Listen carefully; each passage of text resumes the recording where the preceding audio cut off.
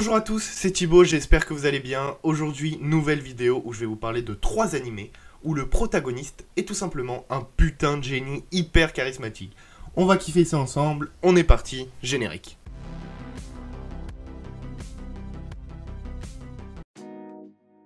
Alors cet animé, je l'ai adoré. Malheureusement, il est resté en stand-by et aux dernières nouvelles, une potentielle saison 2 pourrait sortir en septembre 2020. Bon, après, j'ai pas pris avec le cas coronavirus. Enfin, je me souviens que cet article est sorti bien avant l'affaire du coronavirus. Septembre 2020, il y aurait potentiellement une sortie d'une saison 2 parce qu'il y aura une suite forcément quand on voit la fin de la saison. Mais pour l'instant, rien n'est dit. Donc l'histoire, elle prend place dans un lycée. Voilà, c'est une école hyper prestigieuse. Elle est dotée d'installations ultra modernes. Et en gros, il y a une liberté total. En fait, le lycée, c'est comme le paradis. Le lycée te rémunère, te donne de l'argent chaque mois et toi, tu peux dormir en cours, ne pas écouter le cours, être sur ton téléphone et tout va bien. Mais ça, c'est seulement en apparence. En fait, ce qui se passe, c'est que tu reçois ton argent uniquement si tu as de bons résultats et que tu fais pas toutes ces bêtises. Dans cette école, chaque mois, selon les notes et le comportement des élèves d'une classe, celle-ci se voit attribuer un nombre de points en conséquence. Ces points permettent l'achat en tout genre au sein de l'école, nourriture, jeux, consoles. Parce qu'en fait, cette école, c'est carrément un stand commercial, c'est une ville en fait. Quand t'es dans l'école, t'as l'école, mais t'as aussi des magasins pour faire tes fournitures, etc. Et en gros, l'argent qu'ils vont te donner, bah, c'est si t'as des bonnes notes et si t'es sage. De plus, chaque groupe est classé en fonction du nombre de points reçus. Et nous, on va suivre ce petit personnage principal, ce petit BG qui est hyper intelligent, c'est incroyable. Enfin, franchement, vous allez kiffer. Moi, j'ai adoré cet animé parce que c'est vraiment la personnalité du personnage principal qui fait toute la grandeur de cet animé en fait. Alors, je vais essayer de pas écorcher son prénom parce que c'est un peu touchy.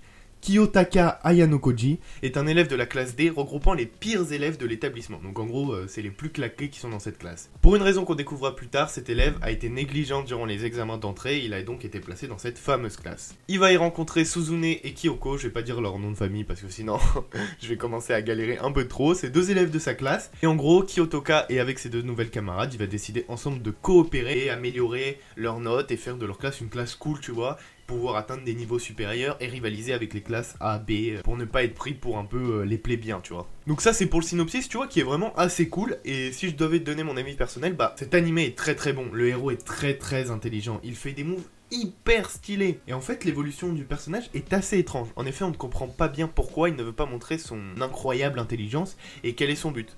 Cependant, l'ambiance pesante durant l'animé, certains personnages qui ont une double personnalité, il y a quelques malaises parce que certains personnages agissent bizarrement, mais tout ça rend cet animé très intéressant. Le climax final est incroyable. Quand vous aurez fini la saison 1, vous allez rager énormément et vouloir une saison 2 sur le champ. Alors pour cet animé dont la diffusion s'est terminée très récemment, hein, le 20 mars 2020, donc vous voyez, c'est vraiment très jeune, j'ai adoré. A mon avis, il y aura une saison 2 parce que la saison 1 a assez plu. De plus, c'est un manga qui est assez connu, voilà, on se doutait vraiment de l'arrivée de cette saison 1 et la saison 1 a énormément plu, enfin moi j'ai adoré et à mon avis il y aura une saison 2. Alors l'histoire c'est très simple, elle se centre sur Kaname Sudo. C'est un lycéen qui accepte une mystérieuse invitation venant d'une application nommée Darwin's Game. Malheureusement pour lui, le Darwin's Game est une arène urbaine où les participants sont interconnectés via un réseau social et s'affrontent dans des duels à mort. Voilà, c'est bon pour vous, le synopsis est incroyable. Non mais le synopsis c'est fou. Le mec il ouvre une application, il pense que c'est un jeu style Candy Crush, il arrive, il se fait poursuivre par un putain de panda déguisé qui veut lui défoncer sa gueule. Non mais c'est incroyable quand même. Moi je m'y attendais pas du tout, le synopsis est fou. Bien qu'il ne souhaite pas prendre part à ce jeu, les autres joueurs, attirés par l'appât du gain, ne vont pas le laisser fuir sans rien faire. Bah oui évidemment, ils vont voir un petit noob débutant comme ça. Et si tu gagnes les duels, tu gagnes de l'argent, donc ils vont pas le laisser partir. En fait, ce qui est vraiment incroyable avec cet animé, c'est que on n'a pas un héros principal complètement éclaté au sol. Il se retrouve dans le jeu comme ça complètement par hasard, ce n'est pas son souhait, et en fait il va pas désespérer. Il aurait pu se cacher, fuir pour s'en sortir, et non, il va nous montrer une intelligence incroyable, un charisme. Non mais ce mec c'est fou. Quand vous allez voir l'animé, il va faire des moves, des fois vous allez dire mais ce génie. En fait c'est ça à mon avis qui rend l'animé bien, c'est que le mec il va pas se décourager et il va dire bah ok, c'est un putain de jeu horrible où on se tue pour survivre. Mais ok, moi je vais pas en rester là, je vais pas me cacher, je vais tout simplement me battre pour essayer de finir ce jeu. Et c'est franchement incroyable. Quand j'ai fini la saison 1, j'avais trop le seum, je voulais absolument voir la saison 2 et je vous le conseille. Il y a de l'action, il y a de la science-fiction, enfin tout est cool à l'intérieur. Franchement, c'est un animé qui est jeune, qui est nouveau, c'est frais, c'est vraiment très bon. Et si je peux rajouter un petit détail, et pas des moindres, un peu marrant, c'est que la waifu de Sudo, elle est vraiment incroyable. Enfin franchement, vous allez bien rigoler. Et voilà, je vous conseille cet animé, il est vraiment très cool. Et on arrive pour ce troisième et dernier animé, et pas des moindres, qui est aussi très très cool, c'est Irregular at Magic High School. Voilà, j'ai essayé de mettre un petit accent, c'était claqué au sol, mais bon, vous avez compris. De toute façon, je l'aurais écrit à l'écran, comme ça, il n'y a pas de galère. Donc pour cet animé, il y a une saison en 2 parties, parce qu'en gros, il y a 26 épisodes de 23 minutes. Donc voilà, c'est une bonne petite saison, franchement, vous avez le temps de kiffer cet animé. Donc c'est un animé un peu différent des autres, parce que bon, il y a de l'action, il y a de la comédie, de la science-fiction, du school life, il y a un peu de tout. Mais il y a aussi une romance un peu bizarre entre un frère et une sœur. Alors, le complexe fraternel, il a une puissance, mon gars. Je pense que t'es pas prêt. La sœur, elle est complètement folle de son frère. Et des fois, ça en devient un peu chiant. Parce qu'une fois, t'étais là, tu disais au mec, non mais putain, c'est ta sœur ou pas? Et inversement, c'est ton frère. Mon frérot, respecte-toi. Mais franchement, l'animé est très très très cool. Alors, pour vous raconter un petit peu l'histoire, en gros, la magie que nous connaissons n'est issue ni de légende, ni de contes de fées. En fait, elle est devenue une réelle technologie depuis près d'un siècle. En fait, plusieurs pays de ce monde s'opposent dans une course à la formation de magiciens. En gros, la magie, elle est complètement devenue une notion à part entière du monde. Et Tatsuya Shiba, qui est un étudiant sans capacité magique, inscrit au premier lycée de magie, il va y étudier avec sa sœur Miyuki, qui elle est incroyable, c'est la meilleure élève des premières années. Donc en gros, on va avoir voilà, ce frère et cette sœur, le frère qui est complètement claqué au sol, qu'on dit, enfin, c'est voilà, c'est dans le synopsis, le frère est nul, apparemment, je vous laisse découvrir, et la sœur, qui est incroyable, genre elle a un pouvoir complètement fou. Le héros principal, le frère, vous en doutez, côté héros principal, bon, dans certains animés c'est comme ça, mais si t'es héros principal, c'est que forcément tu caches quelque chose. Et vous allez voir l'évolution de ce frère, qui est un putain de génie aussi. C'est ce genre d'animé où le héros est vraiment charismatique. Quand tu te dis que tout est perdu, quand tu te dis que tout est fini, il te sort un move, et là, il est badass, tu vois. En fait, c'est la même chose dans ces 3 animés. Le héros principal, il est stylé, c'est un putain de génie, il est là, il a pas besoin de réfléchir, c'est instinctif.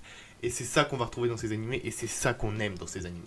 En plus, les animations des combats sont vraiment cool, enfin, le mec est vraiment stylé, tu vois, c'est un beau gosse, intelligent et tout, il va draguer de la go, tout va bien. Mais il est cool, l'animation, le scénario. Mais, si je pouvais rajouter, c'est le seul dans ce classement que j'ai mis, mais que, voilà, le seul petit souci, après il y en a, peut-être ça dérange pas, mais vraiment, le complexe fraternel, là, le dérivé du complexe d'Oedipe, un peu bizarre avec frère et sœur, bon... Disons que moi, des fois, je me disais, non mais frérot, parce que ça aurait été des potes, y a aucun souci, tu vois, romance, mais la romance inceste, tu vois, pas trop mon délire.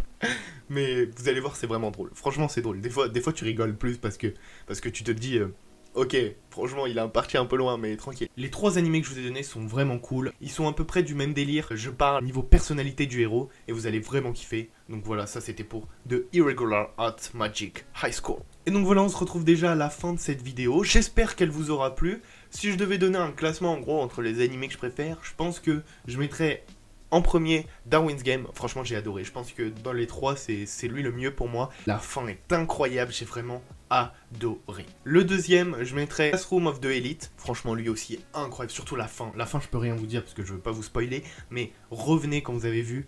Revenez me parler quand vous avez vu la fin. Vous allez adorer. Il y a un changement de personnalité qui est incroyable. Franchement, c'est hyper original. Vous allez adorer et attendre la saison 2 de ouf. Moi, je l'attends, je suis hyper hypé.